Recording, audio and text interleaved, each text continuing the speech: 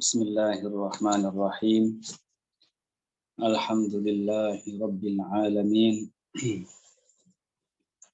Wa sallallahu wa sallama ala nabiyyihil amin wa ala alihi wa sahbihi ajma'in.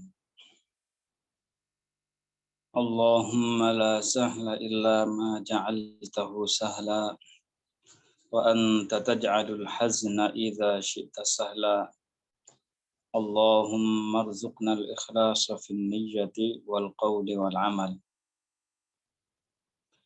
Alhamdulillah, kita bersyukur kepada Allah Subhanahu wa taala dikarenakan pada pagi hari ini kita masih diberikan kesempatan oleh Allah Subhanahu wa taala untuk melakukan salah satu ketaatan yang sangat agung sekali, yaitu belajar ilmu agama.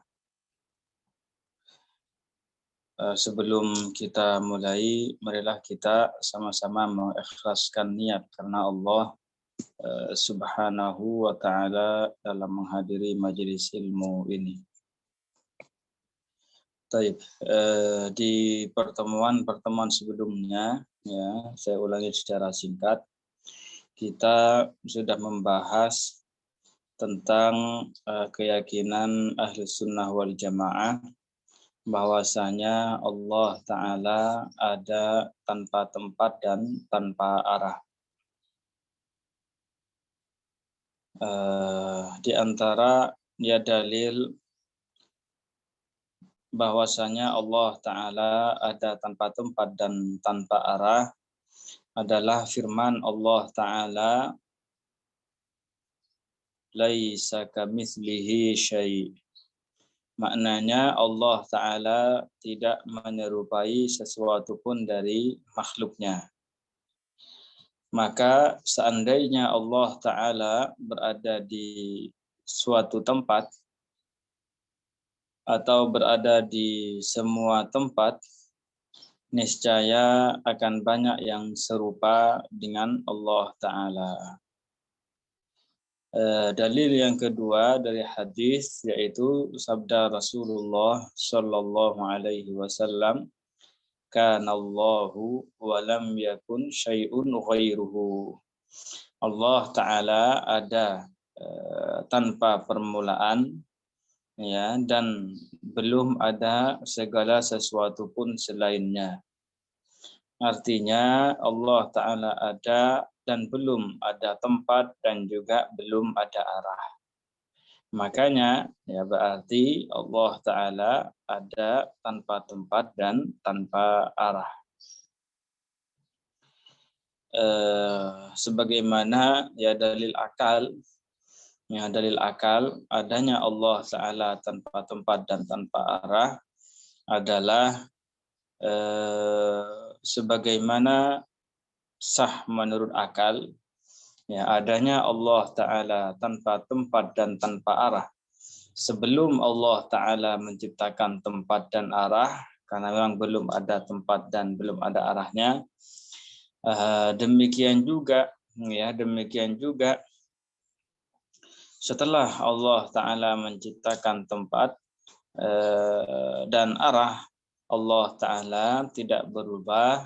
Allah Ta'ala tetap seperti sedia kala ada tanpa tempat dan tanpa arah. Karena sifat berubah itu mustahil bagi Allah Ta'ala. Kemudian dalil berikutnya juga secara singkat ya. Sabda Rasulullah sallallahu alaihi wasallam, antadz zahir falaysa fawqaka syai' wa antal batin falaysa dunaka syai'. Ya Allah, engkaulah az-zahir. Artinya segala sesuatu menunjukkan akan adanya Allah. Maka tidak ada sesuatu pun di atasmu. Dan engkaulah al-batin, artinya Allah Ta'ala tidak bisa dibayangkan dan tidak ada sesuatu pun di bawahmu. Al-Imam Al-Baihaqi, ya, beliau mengatakan, idza lam dalam kitabnya Al-Asma was Sifat, beliau mengatakan, "Idza lam yakun fawqahu syai'un wa la dunahu syai'un lam yakun fi makan." Jika tidak ada sesuatu di atas Allah dan tidak ada sesuatu di bawah Allah, berarti Allah Ta'ala ada tanpa tempat dan tanpa arah. Ya, seperti itu. Dan sebelumnya kita sudah bahas ya bantahan terhadap orang yang mengatakan bahwasannya Allah Ta'ala itu berada di atas dengan dalil ketika kita berdoa, kita menengadahkan tangan ke arah langit. Itu berarti Allah Ta'ala ada di langit. Kata mereka seperti itu. Kita katakan, sebagaimana ya kita sholat menghadap Ka'bah, itu tidak menunjukkan bahwa Allah di Ka'bah. Demikian juga ketika kita berdoa, mengadang-adahkan tangan ke arah langit, itu tidak menunjukkan Allah Ta'ala di langit. Ya, sehingga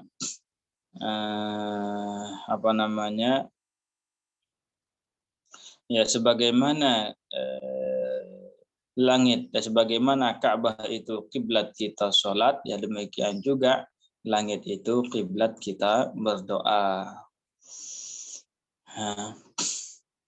Dan ya demikian juga ketika mereka bilang, bukankah tujuan dari Mi'raj itu adalah bertemunya Allah Ta'ala dengan Rasulullah?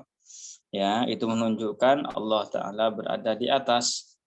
Kita katakan, tidak ada dalilnya dalam Al-Quran ataupun hadis yang menunjukkan bahwa maksud daripada Mi'raj adalah bertemunya Allah Ta'ala dengan Rasulullah. Tetapi yang ada adalah bahwasanya maksud daripada Mi'raj adalah memperlihatkan Nabi Muhammad sallallahu alaihi wasallam hal-hal yang menakjubkan di alam atas. Ya, sebagaimana difirmankan oleh Allah Ta'ala, linuriyahu min ayatina, agar kami perlihatkan kepada Muhammad ya sebagian tanda-tanda kekuasaan kami. Ya, itu ya. Kemudian yang terakhir, yang sebelumnya ya, yang kita sudah sampaikan, mereka bilang bahwasanya Allah Ta'ala itu, Nabi Muhammad katanya mendengar kalam Allah Ta'ala, ya mendapatkan wahyu kewajiban sholat ketika beliau berada di atas. Ya, ketika beliau berada di atas. Ya, berarti ini menunjukkan bahwasanya Allah Ta'ala itu berada di atas. Kita katakan ya kepada mereka, bantahannya gimana? Sebagaimana Nabi Musa alaihi salam, Nabi Musa ya, beliau mendengar kalam Allah Ta'ala ketika beliau di Bukit Tur Saina, ya, yaitu di bumi, itu tidak menunjukkan bahwasanya Allah Ta'ala berada di bumi. Ya, Nabi Musa alaihi salam, beliau mendengar kalam Allah Ta'ala, firman Allah Ta'ala yang bukan huruf, bukan suara, bukan bahasa, ya, bukan surat, bukan kalam Allah, bukan huruf, suara, dan bahasa. Jadi Nabi Musa, beliau mendengar kalam Allah Ta'ala di muka bumi, yaitu di Bukit Tur Saina ketika bermunajat kepada Allah Ta'ala. Itu tidak menunjukkan bahwa Allah Ta'ala berada di bumi. Demikian juga ya ketika Nabi Muhammad sallallahu alaihi wasallam, beliau mendengar kalam Allah Ta'ala di langit, itu tidak menunjukkan bahwasanya Allah Ta'ala berada di langit. Ya, seperti itu. Nah, ini beberapa hal yang secara singkat kita murajaah di pertemuan sebelumnya.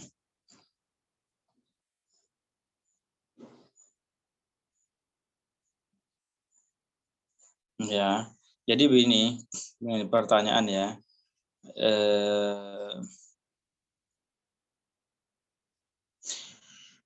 Jadi yang disebutkan itu surah Al-Isra, ya surah Al-Isra ayat pertama itu kan subhanalladzi asra bi'abdihi lailam minal masjidil harami ilal masjidil aqsa alladzi barakna haulahu linuriyahu min ayatina. Jadi ayat ini menunjukkan bahwasanya Allah Ta'ala maksud daripada Mi'raj adalah melihat kekuasaan Allah Ta'ala yang berada di alam atas.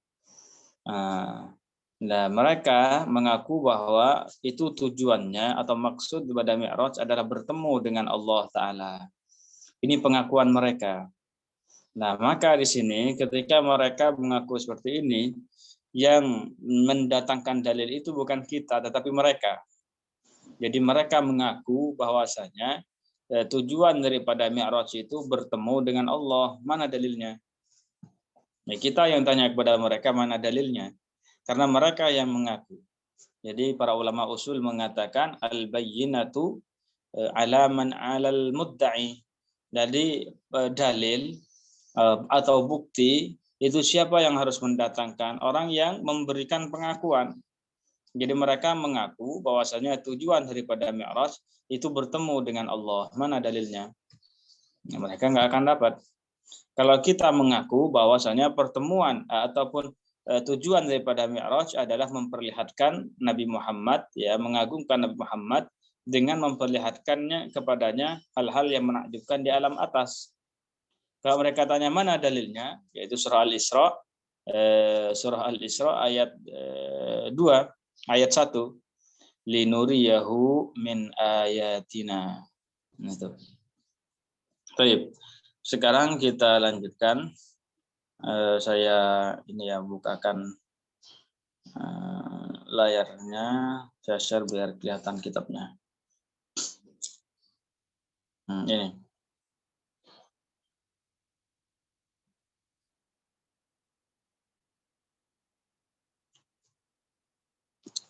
Nah, sekarang yang kedua ini, yang berikutnya adalah akan berbicara tentang hadis jariyah namanya. Ya, akan berbicara tentang sebuah hadis yang namanya hadis jariyah. Hadis jariyah itu jariyah itu artinya seorang budak perempuan. Jadi seorang budak perempuan. Sebelum kita baca kitabnya, saya jelaskan secara singkat bahwasanya hadis jariyah ini dinilai oleh para ulama sebagai hadis yang dhaif, ya, dinilai sebagai hadis yang muttarib.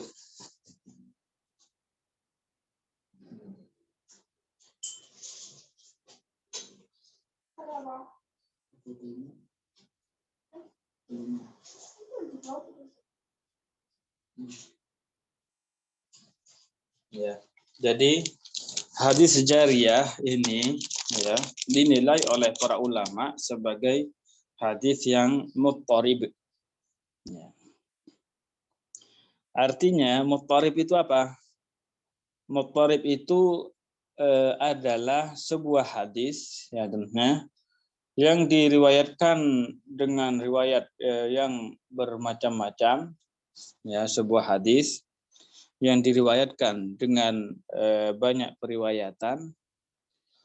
Kemudian antara satu riwayat dengan riwayat yang lain itu saling bertentangan. Ya, saling bertentangan dan tidak bisa disatukan. Atau kata mahasiswa apa? Tidak bisa dikomparasikan. Nah, di sini ya berarti apa hadisnya? Ini hadis muttarib namanya. Sekarang hadis muttarib itu penilaiannya gimana? Penilaiannya adalah dhaif. Ya, penilaiannya adalah dhaif. Artinya lemah. Ya, kata para ulama, walid tirabu mujibun lidhafi. Ya, walittirabu mujibun lidza'fi. Dan hadis muttarib itu ya ataupun ittirab dalam sebuah hadis itu meniscayakan lemahnya hadis tersebut. Ya, jadi meniscayakan lemahnya dari hadis tersebut. Maka dikarenakan hadis ini hadis yang lemah, ya tidak boleh ya dan tidak bisa dijadikan sebuah dalil dalam masalah akidah, ya gitu. Nah, zahir dari hadis ini menunjukkan bahwasanya Allah Ta'ala itu berada di langit. Itu zahirnya seperti itu. Ya, makanya dan hadis ini kan sebagaimana saya bilang tadi hadis yang dhaif. Artinya apa? Tidak bisa dijadikan dalil dalam masalah akidah. Ya, hadis dhaif itu tidak bisa dijadikan dalil dalam masalah akidah dan juga di bidang hukum halal haram.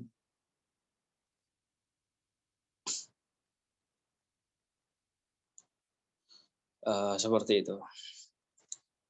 Lah, zahir hadis ini apa yang terjadi ceritanya? Ini jariyah ya. Intinya cerita singkatnya dulu itu ada seorang sahabat Rasulullah Shallallahu Alaihi Wasallam. Ceritanya ini hadis jariyah ya dan ini hadisnya dhaif. Ada seorang jariyah namanya, seorang budak ya. Ya, itu jariyah disebutnya dalam bahasa Arab, seorang budak perempuan kepunyaan salah seorang sahabat. Terus sahabat ini datang kepada Rasulullah Shallallahu Alaihi Wasallam. Sahabat ini bilang, wahai Rasulullah, afala u'tiquha, wahai Rasulullah, tidakkah saya memerdekakan budak ini? Gitu kan. Setelah itu Rasulullah ya dalam riwayat itu bilang, bawakan budak itu kepada sini. Itini biha, bawa ke sini budak gitu ya. Nah, setelah itu ya dibawa ya oleh sahabat budak tersebut. Dan Rasulullah bertanya, pertanyaannya kayak gini, Ainallah.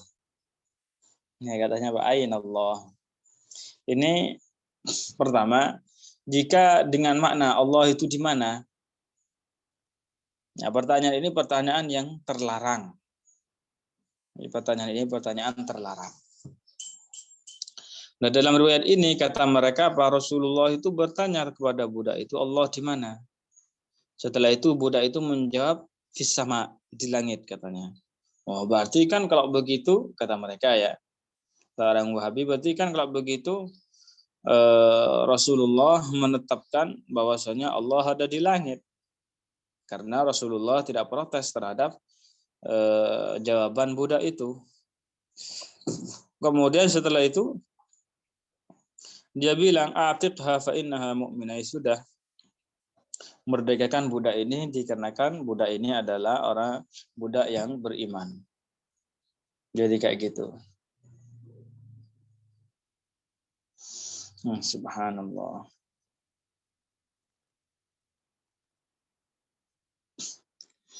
Nah, jadi riwayatnya seperti ini namanya hadis jariyah. Ya, hadis yang berbicara hadis yang berbicara tentang budak ya, berbicara tentang budak perempuan. Maka di sini tadi kita sebagian ulama mengatakan hadis ini hadis muttarib. Hadis yang banyak periwayatannya, kemudian riwayat-riwayatnya itu tidak bisa disatukan, sehingga ya, hadis ini tidak bisa disatukan dan ya sehingga hadis ini menjadi hadis yang dhaif. Apa perbedaannya di situ? Ya, di sebagian riwayat ini saya jelaskan sebagian ya. Di sebagian riwayat menjelaskan bahwasanya sebab sahabat tersebut ingin memerdekakannya Dikarenakan beliau ini katanya memukul budak tersebut. Jadi memukul budak tersebut sehingga ingin berbuat baik kepadanya dengan memerdekakannya. Di sebagian riwayat kayak gitu. Sebagian riwayat menjelaskan bahwasanya itu wasiat dari orang tuanya, dari ibunya. Jadi dia itu, sahabat ini ingin memerdekakan budak tersebut dikarenakan wasiatnya itu. Ya, dikarenakan wasiatnya.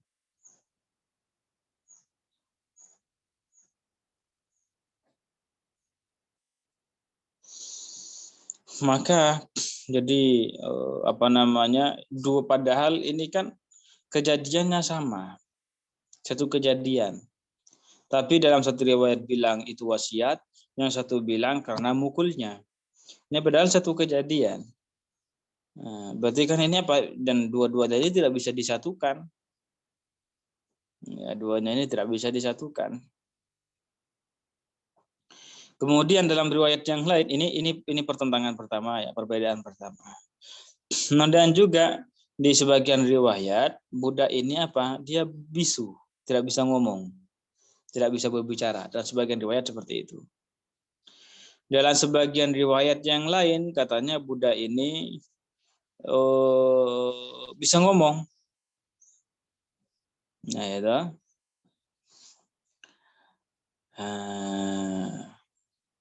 Sekarang ini kan apa? Ini kan satu orang. Budaknya ini kan satu orang. Yang satu riwayat dibilang ini tidak bisa ngomong, yang satu bilang ngomong. Ini kan yang satu perbedaan yang tidak bisa disatukan. Nah, itu di antara perbedaannya juga. Kemudian juga ada juga perbedaan riwayat dalam pertanyaan Rasulullah kepada budak itu, nanti akan dibaca. Ada yang riwayat Rasulullah bertanya ainallah. Zahirnya Allah di mana? Zahirnya ya. Zahirnya saya bilang. Kemudian dalam riwayat yang lain atasyhadina alla ilaha illallah. Apakah engkau bersaksi bahwa tidak ada Tuhan yang berhak disembah selain Allah?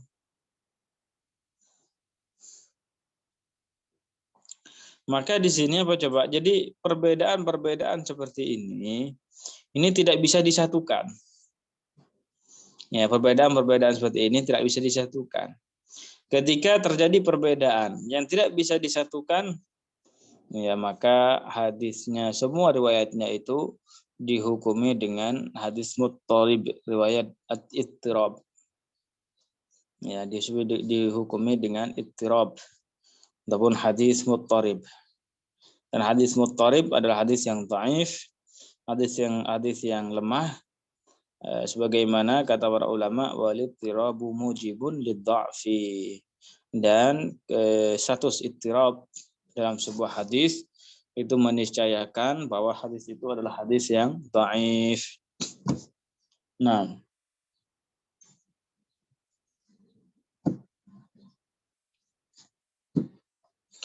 kemudian wa amma, ini kita baca kitabnya sekarang ya.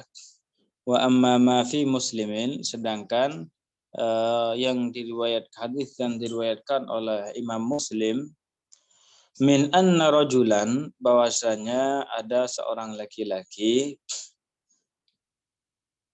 ja'a ila Rasulillah sallallahu alaihi wasallam, beliau datang kepada Rasulullah sallallahu alaihi wasallam. Fasa'alahu, maka sahabat ini bertanya kepada Rasulullah tentang anjariyatin, tentang seorang budak perempuannya, lahu, kepunyaannya. Qala, beliau berkata, ini orang laki-laki itu ya, qultu, saya berkata, ya Rasulullah, afala u'tiquha, wahai Rasulullah, tidakkah saya akan memerdekakannya? Qala tini biha, ya Rasulullah bersabda, bawakan budak itu kepada saya. Fa'atahu biha,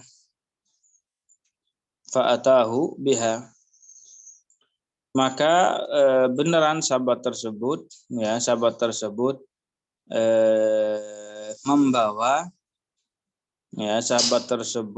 membawa budak itu kepada Rasulullah sallallahu alaihi wasallam. Faqala laha, maka ia berkata kepadanya, aina Allah, di mana Allah? Ini zahirnya ya, maknanya zahirnya apa? Allah di mana? Karena zahirnya tapi. Qalat fis sama, budak ini bilang apa? Oh, Allah di langit. Zahirnya kayak gitu ya. Semuanya saya bilang kata zahirnya, diperhatikan. Qala man ana, kemudian dia menjawab, siapa saya? Qalat anta Rasulullah. Beliau menjawab, ya maksudnya budak itu menjawab, engkau adalah utusan Allah. Jadi dalam riwayat ini Rasulullah itu bertanya kepada budaknya, Allah di mana? Budak itu jawab di langit. Nah, setelah itu Rasulullah bertanya, engkau saya ini siapa? Budak ini menjawab, engkau Rasulullah, utusan Allah. Setelah itu qala a'tiqaha fa innaha mu'minah. Merdekakan budak ini, sesungguhnya dia budak yang beriman. Paham ya? Jadi sudah saya ceritakan di awal sebelumnya. Maka hadis ini falaisa bisahihin li amrayn. Maka hadis ini tidak sahih dikarenakan dua hal. Jadi hadis ini adalah hadis yang tidak sahih. Dikarenakan hadis ini hadis yang tidak sahih, maka tidak bisa dijadikan dalil dalam masalah akidah. Kalau ditanya apa sebab hadis ini dikategorikan tidak sahih, disebabkan dua hal. Yang pertama lilit tirab. Ya, yang pertama lilit tirab.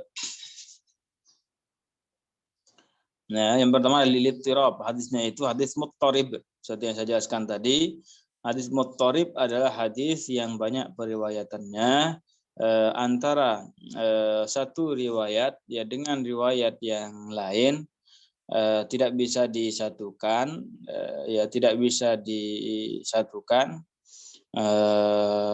sehingga hadis ini menjadi dhaif. Nah, yang pertama lilit tirab. Yang pertama lilit tirab. Li'annahu ruwiya bihadzal lafzi wa bilafzi man rabbuk. Jadi ittirabnya apa? Itu kan riwayatnya tadi dijelaskan. Dan dalam riwayat Muslim itu kan riwayatnya Rasulullah bertanya kepada budak ini, aina Allah? Yang zahirnya di mana Allah?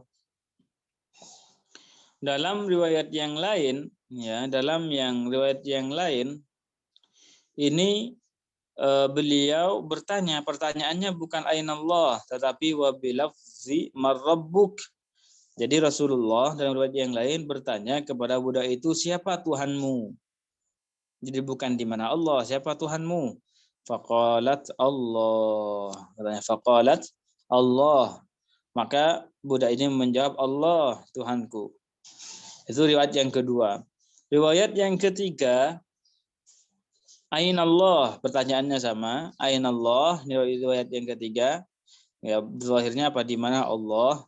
Setelah itu fa asyarat ila sama. Kemudian budak ini menunjukkan ke arah, berisyarat ke arah langit dikarenakan ia bisu. Nah, itu riwayat ketiga. Riwayat yang keempat, wa bilafzi atasyhadina alla ilaha illallah. Pertanyaannya, apakah engkau bersaksi bahwasanya tiada Tuhan yang berhak disembah selain Allah? Qalat na'am. Budak itu bilang iya. Qala tashhadina anni Rasulullah. Beliau juga bilang, apakah engkau bersaksi bahwa saya utusan Allah? Qalat na'am. Beliau juga mengatakan iya. Jadi ini ya, maksudnya di sini apa? Di sini banyak periwayatannya, tetapi riwayatnya ini tidak bisa disatukan sehingga hadis ini dinilai hadis yang dhaif.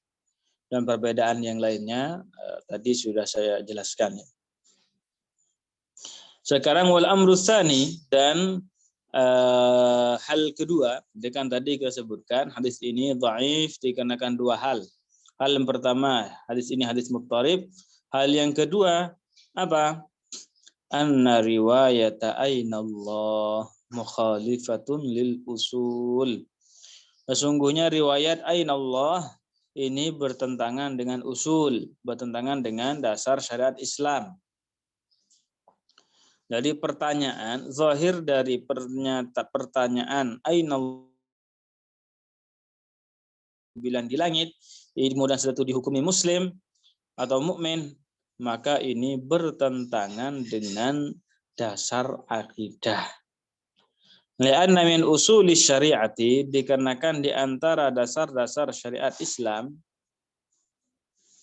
anna syakhsa la yuhkamu lahu, sesungguhnya seseorang tidak dihukumi biqauli Allah fis sama, ya seseorang itu tidak dihukumi dengan perkataannya Allah berada di langit bil Islam, dengan Islam. Artinya seseorang itu tidak dihukumi menjadi Islam dengan perkataannya Allah di langit.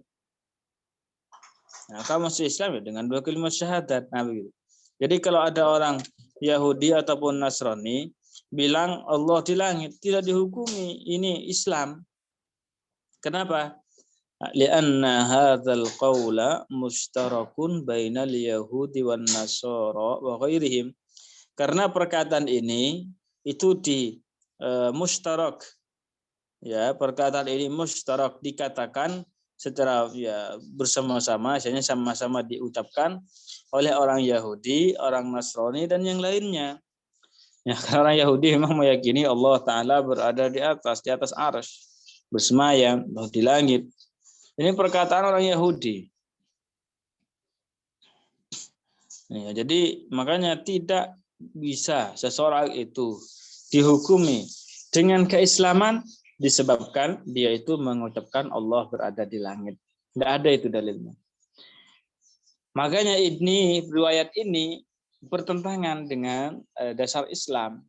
Karena dasar Islam itu ini wa innamal aslul ma'rufu fi syariatillah, ya, dan asal yang dikenal dalam syariat Allah Taala, ma jaa fil haditsil mutawatir, adalah sesuatu yang datang dalam sebuah hadis yang mutawatir, yaitu sabda Rasulullah, umirtu an uqatilan nas hatta yashhadu an la ilaha illallah wa anni rasulullah. Saya diperintahkan untuk berperang memerangi orang-orang sampai mereka bersaksi bahwasanya tiada Tuhan yang berhak disembah selain Allah dan Muhammad dan saya adalah utusan Allah. Dari hadis ini, hadis mutawatir ini, para ulama mengatakan, ya, para ulama mengatakan bahwa orang mau masuk Islam kuncinya satu, yaitu dengan mengucapkan dua kalimat syahadat. Ya, bukan dengan mengucapkan Allah di langit. Ya, oleh karena itu, ya dikarenakan dua hal perkara ini, hadis jariyah yang diriwayatkan oleh Muslim tadi itu, ya, dikategorikan sebagai hadis yang dhaif, dikategorikan sebagai hadis yang lemah, ya, sehingga tidak bisa dijadikan dalil dalam masalah akidah. Begitu ya. Walafzu riwayati Malikin atasyhadina muwafiqun lil usul. Sedangkan lafaz riwayat Imam Malik bahwasanya Rasulullah bertanya, apakah engkau bersaksi bahwasanya tiada Tuhan yang berhak disembah selain Allah? Riwayat ini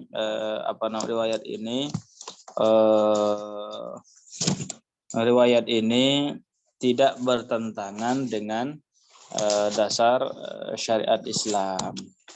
Ya, begitu. Mungkin sampai di sini dulu ya. Bagi teman-teman yang punya pertanyaan dipersilahkan. Ya, cuma memang penting sekali ya untuk untuk memahami tentang hadis jariyah ini, karena hadis ini merupakan